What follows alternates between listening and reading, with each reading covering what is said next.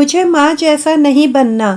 छोटे छोटे कदम ही बड़ी मंजिल तय करते हैं। कितना ही लंबा रास्ता हो, बस कदम उठाने भर की देर है। तय कर लिया जाता है। कई बार सफ़र में कुछ अच्छे लोगों का साथ आपके सफ़र को थोड़ा आसान बना देता है।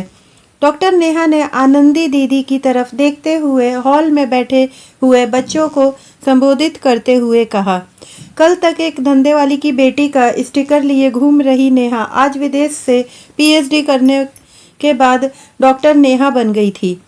उसने अपने प्रयासों और आनंदी दीदी के साथ से अपनी पहचान और जिंदगी बदल डाली थी। आनंदी दीदी एक एनआरआई थी जो वेश्यावृत्ति के जाल में जकड़ी हुई महिलाओं की मदद करने वाले एनजीओ के साथ काम करती थी।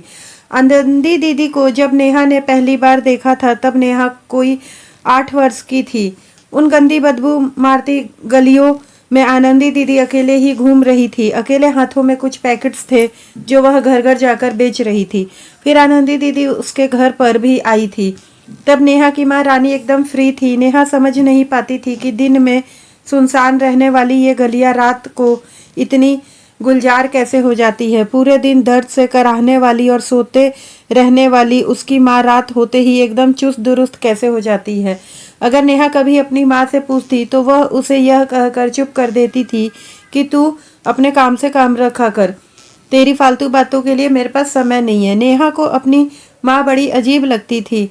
कभी तो कहती थी कि पता नहीं तू क्यों आ गई, कभी कहती कि तू है तो जीने की आस है। एक बार नेहा अपनी माँ की लिपस्टिक और काजल लगाकर खुद को आईने में निहार रही थी। तब माँ ने उसे बहुत मारा।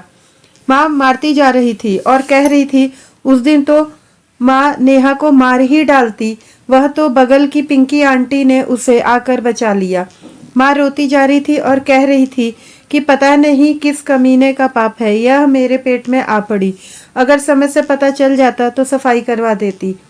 नेहा के स्कूल कोई भी उससे दोस्ती नहीं करता था। उसे स्कूल में भी तो आनंदी दीदी से पहले उनकी गली में आने वाली एक दीदी ने ही डलवाया था। आनंदी दीदी ने नेहा से भी बात की थी। पढ़ाई करती हो? आनंदी दीदी ने पूछा। हाँ, पास के स्कूल में जाती हूँ, नेहा ने जवाब दिया। पढ़ना अच्छा लगता है?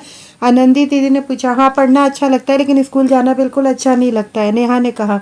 क्यों? आनंदी दीदी ने पूछा। मेरे बच्चे मेरे साथ बैठते नहीं, बात नहीं करते, नेहा ने कहा। अच्छा, बड़े होकर क्या बनोगी? आनंदी दीदी ने पूछा। मुझे माँ जैसा नहीं बनना, नेहा ने तपाक से कहा। अच्छा, तो कुछ भी हो जाए स्कूल जाना बंद नहीं करना, आनंदी दीदी ने कहा। फिर आनंदी दीदी अक्सर ही उस बदनाम गली में आती थी। वह सभी औरतों और बच्चों से बातचीत करती थी। उन्होंने कुछ और बच्चों को स्कूल भी डालवाया दिया था। कुछ दिनों से नेहा की माँ की तबीयत थोड़ी नासाज रहने लगी थी।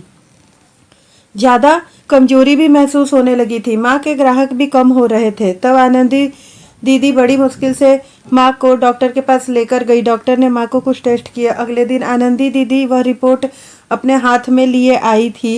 रानी, तुम्हें अपना ध्यान रखना होगा, तुम्हें एड्स हो गया, आनंदी दीदी ने नेहा की माँ के हाथों को अपने हाथों में लेते हुए कहा।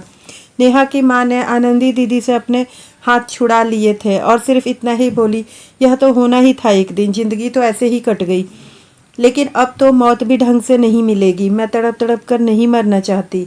नहीं, दवा और अच्छे भोजन से तुम ठीक रहोगी, आनंदी दीदी ने नेहा की माँ को समझा रही थी।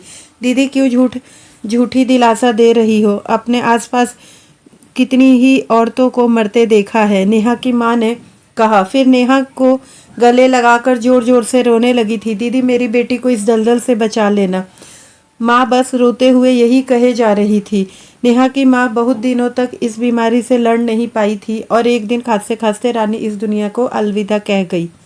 रानी के मरते ही उस बदनाम गली के दलालों ने अपनी गिद्ध दृष्टि रानी की मासूम बेटी नेहा पर गड़ा दी थी। लेकिन सही समय पर आनंदी दीदी पुलिस को लेकर वहां पहुंच गई और नेहा को उन्होंने दलालों के हाथ धो बिकने से बचा लिया। आनंदी दीदी 10 वर्षीय नेहा को अपने साथ लेकर गई थी। आनंदी दीदी ने निरसित नेहा जैसे बच्चों के लिए एक अपना घर शुरू किया। धीरे धीरे दीदी को और लोगों की सहायता भी मिलने लगी। नेहा ने एक बार दीदी से कहा कि दीदी, मुझे विदेश पढ़ने जाना है। आनंदी दीदी ने कहा नेहा खूब मेहनत से पढ़ाई करो, अच्छे अंक आएंगे तो हम स्कॉलरशिप के लिए कोशिश करेंगे। नेहा ने दीदी की बात गांठ बांध ली थी। वह जी जान से पढ़ाई में जुट गई थी। जैसे अर्जुन की केवल मछली की आंख दिखाई देती थी, वैसे ही उसे अपनी नई पहचान दिखाई देती थी। 10वीं क्लास में नेहा ने अपना स्कूल टॉप किया। स्कूल टॉप करते ही बच्चों को की उसके प्रति दृष्टि बदल गई थी। अब उनकी घृणित नजरें प्रशंसा भरी नजरों में बदल गई थी। नेहा ने भी इस फर्क को महसूस किया। वह समझ गई थी कि अपनी पहचान बनाना उसके अपने हाथों में है। मांगने से इज्जत नहीं मिलती, बल्कि उसे कमाना पड़ता है। 12वीं की परीक्षा में नेहा ने अपना जिला टॉप किया। नेहा ने विभिन्न विदेश विश्वविद्यालयों में स्कॉलरशिप के साथ प्रवेश पाने के लिए आवेदन कर दिया था।